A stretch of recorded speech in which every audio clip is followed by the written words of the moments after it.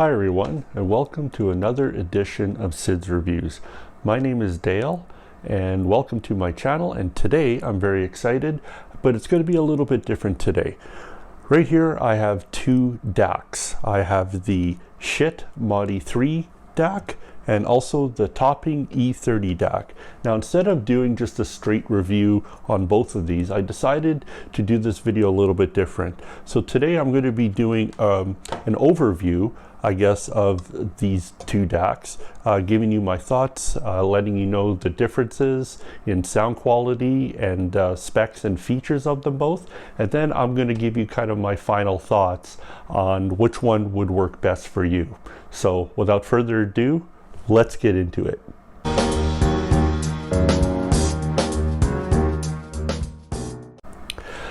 Okay, so DACs, so digital audio converters, are made to convert audio from obviously digital form into an analog source.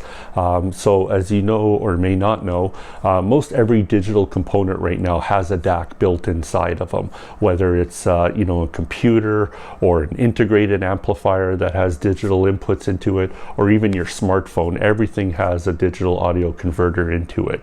So why would you need separate components then for it? Well, as some of you may know, that those DACs that are built into those laptop computers or smartphones are usually very cheap digital audio converters, which means it doesn't do a great job in sound quality wise of converting the digital audio into analog. So that's why you need a digital audio DAC if you want to get the most out of your digital music from your PC or smartphone, or even your integrated amp that has one built in.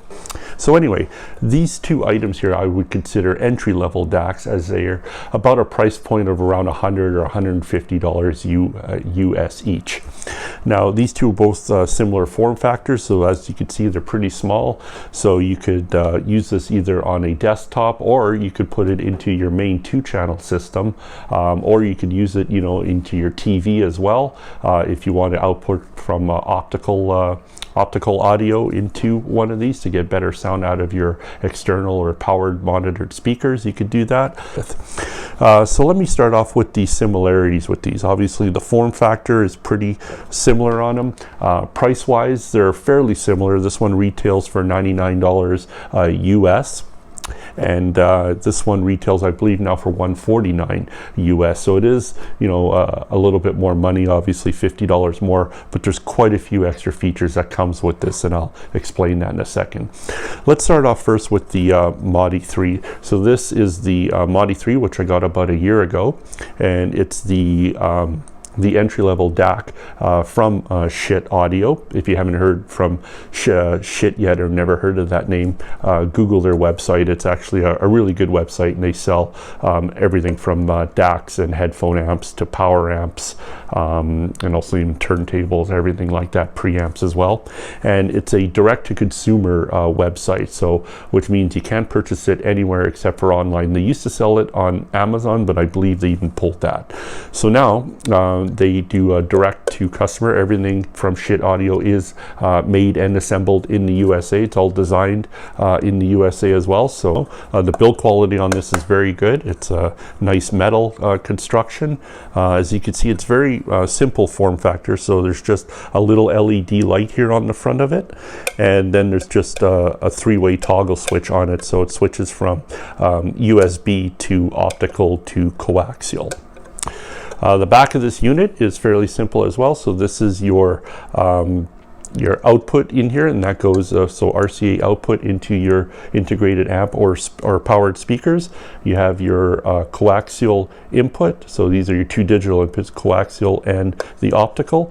It also could hook up to your USB with a supplied cable, so hook up directly to your laptop or regular PC, and then also the plug in here to plug it in. So this thing's very simple. It stays on all the time. There's no on-off switch. It's always running in the background, but it's low wattage, so it's not a big deal. It doesn't run hot, and it's just pretty simple. It just plugs in and does what it should. It has an AK4490 chip into it, and it runs 24/192 bit.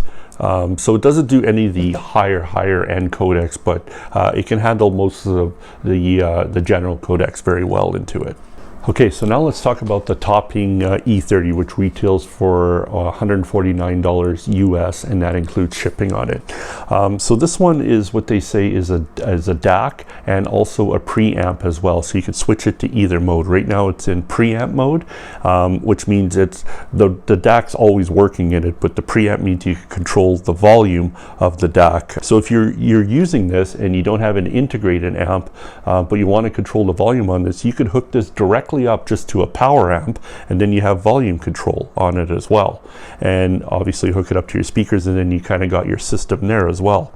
I've used it a little bit as a preamp. As you can see on the nicely supplied remote here, the volume does go up and down on it, but it works okay as a preamp, I'd say. Probably not its best suited. I think it's best suited just as a DAC itself. And to switch it into Dac mode, what you have to do is you turn it off like this, and then you hold down the power button for a second, and then you'll see it'll go from pre to DAC. And then you let it go, and now it's just in pure Dac mode. So when you turn on the unit again, it's just, there's no volume button, it's just the volume's at, or the power's at 100%, and all you could do here is now just switch the inputs on it. It's not connected to anything right now. So this also have the same inputs as the Mod E3 DAC. So as you can see, it goes from coax to USB to optical. And I'll show you quickly the back of it here. So here it's almost the same here as the Mod E3. So the back of the unit, the RCA outputs, the coaxial, two digital inputs, coaxial and the optical, and then the USB, which goes from your computer to there. So that's about it. The other part of it now is the remote, which is very nice, especially at this price point, to have a supplied remote with the DAC. So as you can see, it has power button, mute, volume up and down, and this is to change the inputs on it. As well, it has a dimmer on it as well, so you could dim the display, which is actually a very nice display. I think it's nice and big, and it's easy to see what mode you're on and what input you're on. And then it also has filters on here as well, which I'll talk about in the E30 DAC. Something that the Schiit Mod E3 does not have any filters, and this one does, what slightly changes the sound on it.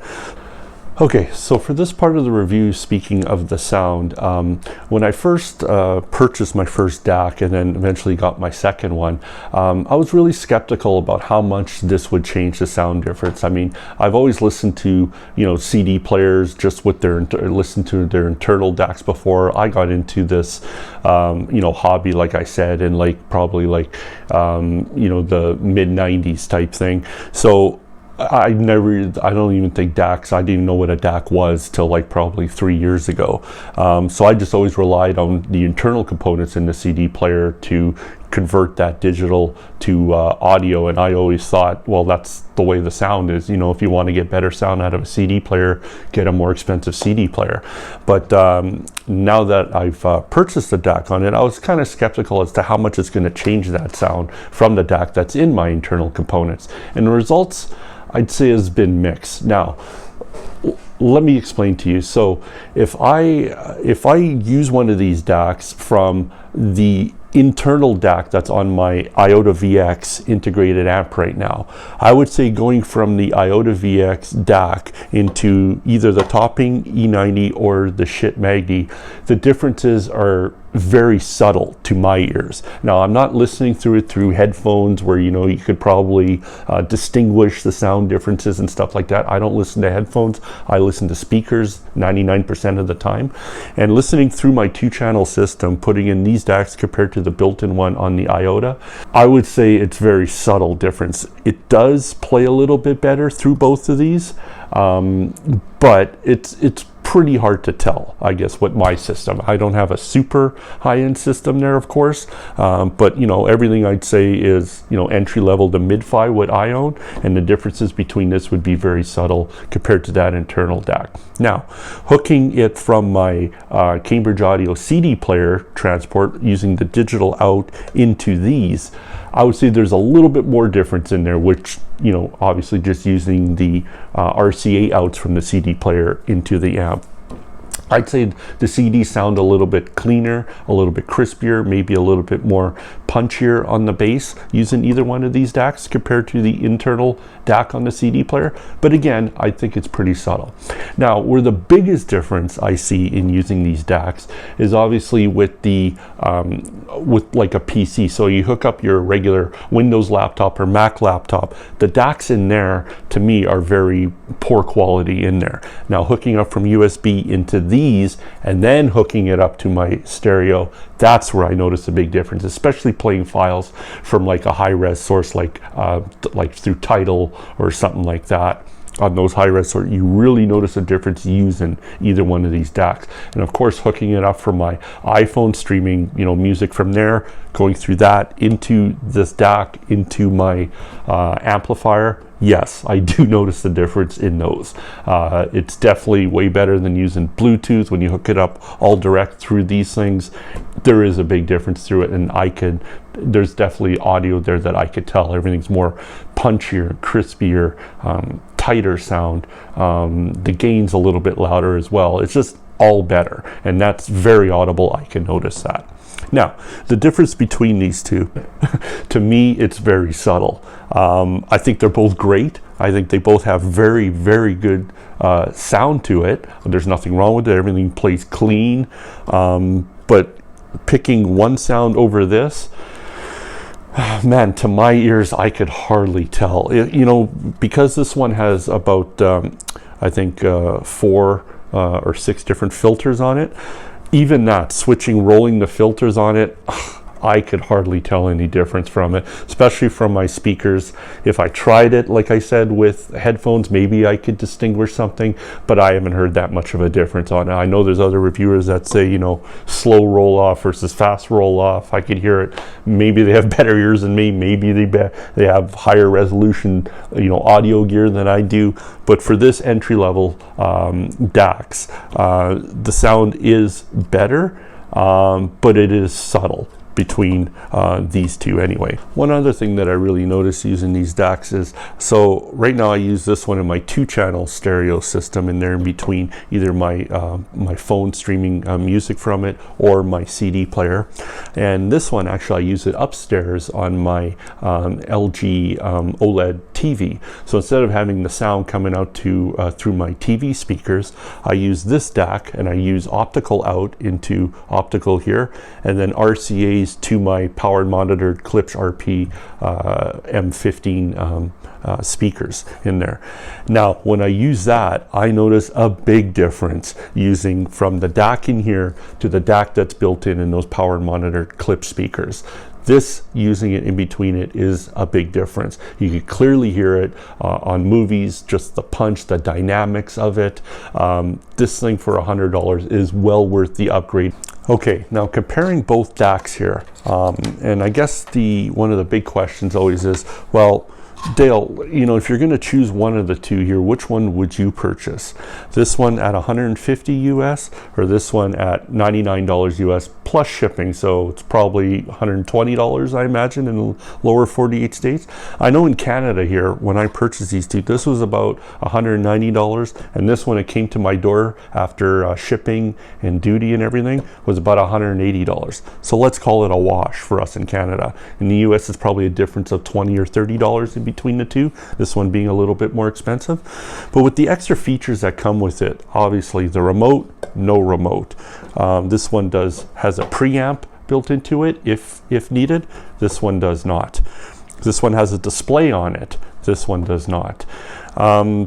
This one handles more codecs than this one. This one does not hire the upper end codecs like DSD and stuff like that. So this one has a lot more features to it, has a remote, has a better specs to it. Sound-wise, like I said, sound-wise is very subjective. It's very hard to tell a difference between these two, to be honest. Now, if you're already in the kind of the Schiit ecosystem, let's say. So if you already have like a headphone amplifier, like the Magni or something that matches this, and you want this for a desktop, hey, that's great. It's a good match, good stack match there. Everything would look good together, and this thing performs very well. There's no doubt about it. Also, the simplicity of it. Let's face it, a lot of people don't, just want a solution that you just hook up in between your system and just forget it. You don't have to think about, switching filters or anything like that. You just want something that works. This thing is great too. It's very simple to use. Set it and kind of forget it type thing. But this one, I think overall is a better value. Let's face it. This one has the remote for it. It has the preamp built into it. It has the filter, so there's more, it's more adjustable towards the sound for it.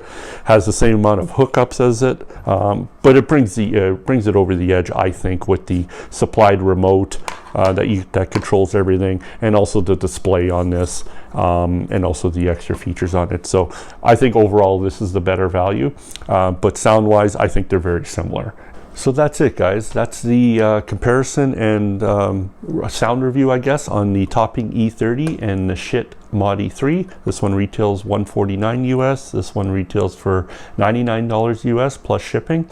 So what did you guys think? Leave your comments and questions below. I answer, all the questions that I get. Please like and subscribe to this channel. I'll also leave some links where you could purchase both these items, or you just need more information on them. And that's it. So I guess I'll see you next time on another edition of Sid's Reviews. Thanks, everyone.